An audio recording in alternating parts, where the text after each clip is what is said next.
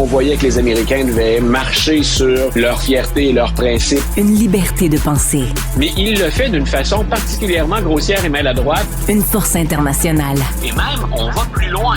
Luc La Liberté. Alors, Luc, écoute, encore une question sur Epstein. Selon Donald Trump, c'est de la faute des démocrates. Il essaie de... Tu sais, tout le monde le pointe du doigt, puis lui, non, il dit non. C'est les démocrates. Là. Il faut sortir les documents qui montrent que les démocrates là, étaient associés avec ce prédateur-là. Là. Voilà, quand on parle de spin politique, je pense que tout le monde doit voir le tournis. Là. On spin et pas à peu près, même si c'est pas en français.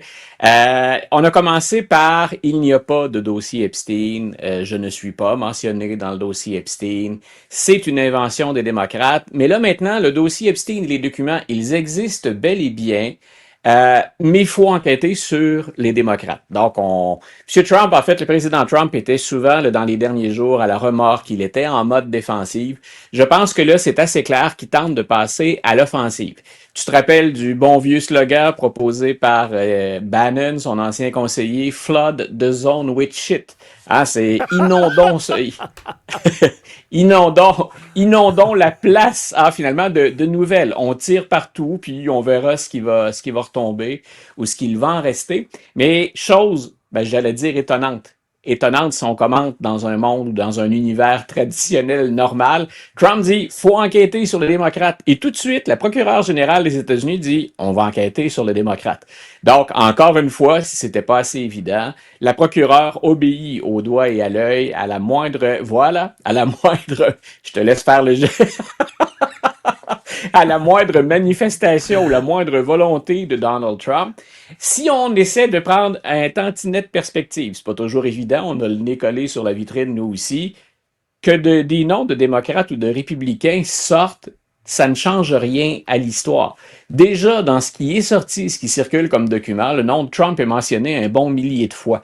Donc, bien sûr, et je pense que les Américains, d'ailleurs, ça, s'il y a une chose qui unit un peu les Américains ces jours-ci, c'est allez-y, videz-le le sac d'Epstein, qu'on apprenne qui a trempé dans tout ça, qui est mêlé à toute cette histoire.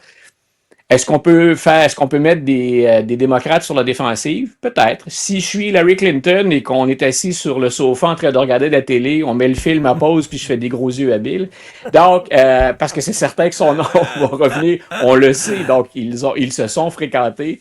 On a déjà plein d'informations d'ailleurs sur ce dossier-là. Mais qu'on parle de démocrates ou de républicains, le président américain est toujours mêlé à ça. Et je ne manque jamais de le répéter pour l'instant, pas plus pour Clinton que pour Trump. Il y a quoi que ce soit pour être poursuivi en justice ou quoi que ce soit de répréhensible autre que d'avoir eu des relations d'amitié, le plus ou moins profond, ces liens-là, avec quelqu'un qui est finalement un pédophile et qui a fait le commerce de la chair humaine. Donc, ça, bien sûr, en termes de représentation, on ne souhaite pas être associé à ça, mais il y a rien de criminel dans ce qu'a fait Donald Trump. Et c'est pour ça que je disais, donc, on est revenu à ce que disait Bannon, flood the zone with shit. Donc, allons-y, on jette tout ça sur la place publique en espérant qu'on va aller poser des questions aux démocrates puis qu'on va arrêter de relancer la Maison-Blanche strictement ou uniquement sur ce dossier-là. 14 novembre 2025, 16h33, Luc La Liberté va nous dire qu'il est d'accord avec Donald Trump. Voilà, donc Écoute, je voulais revenir, c'est une nouvelle qui est passée un petit peu sous le radar cette semaine parce qu'on avait les négociations budgétaires, parce qu'on a eu bien sûr encore le dossier Epstein dont nous venons de parler tous les deux, et on n'a pas exploité beaucoup un sujet qui risque d'avoir un grand potentiel pour la suite, c'est-à-dire cette réception réservée par Donald Trump, cet accueil réservé à Al-Shara, le nouveau président de la Syrie. Ils sont entrés en fonction à peu près au même moment. Là, on parle de janvier 2025, Donald Trump et Shara. Et on avait dit plus tôt cette semaine, c'est un ancien terroriste, ça, qui semble être revenu à de meilleurs sentiments. Et quand je dis que ce dossier-là est majeur, faut toujours effectuer un petit recul pour bien comprendre ce qui se passe là. D'abord, lui a été mêlé à l'État islamique, il a été mêlé à Al-Qaïda, il se serait repenti pour devenir modéré. Mais quand je regardais en arrière pour retrouver sa trace ou ce qu'il avait fait, bien sûr, ce qui m'est revenu en mémoire, c'est ce que Donald Trump a fait en Syrie, pour lequel il avait été blâmé très sévèrement à l'époque. 2019, le président dit on retire les troupes du nord de la Syrie, là où on s'était allié avec les Kurdes. Et au sein de la communauté internationale, on avait été ébranlé en disant on fait ça de manière improvisée, c'est irresponsable. L'image des États-Unis est entachée parce qu'on laisse tomber un allié à qui on a demandé de grands sacrifices, et là on les laisse sur le terrain, on les abandonne, donc les Kurdes. Et quelques années plus tard, je pense que Donald Trump vient corriger ce qui était une erreur, et je suis en accord avec lui, je pense qu'il le fait au bon moment.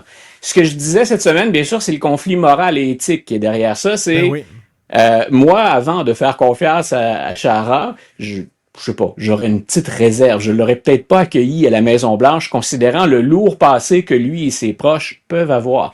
Mais si, et c'est le cas quand on fait de la politique étrangère, de la diplomatie, quand on est dans des zones de guerre, ben souvent nos anciens ennemis deviennent nos amis. Et au moment où Donald Trump serre la main de Shahara cette semaine, ce qu'on doit avoir en tête, c'est que la Russie, pour laquelle la Syrie, c'était entre guillemets un terrain de jeu, c'est un terrain d'essai bien souvent, que Donald Trump se rapproche, c'est un message fort qui est envoyé à la Russie.